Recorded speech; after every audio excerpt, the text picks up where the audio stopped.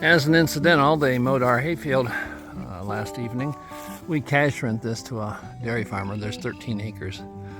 So it's that time of year, and this is alfalfa clover. I believe he's going to chop it and make haylage out of it for the dairy cows. So that got done yesterday.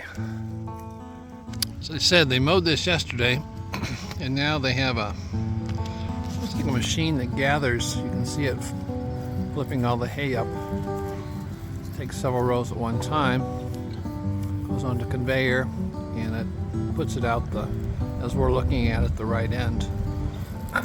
That's economies of size. They have the huge machines that harvest the hay and make it more efficient, more fuel efficient, saves time, fuel, and money. It's really interesting to see how these large machines work. They make quick work of it.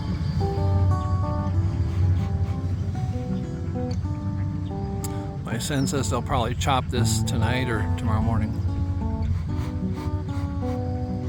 This is about 2 hours after it was raked. They're out chopping it now. They chop it into a big semi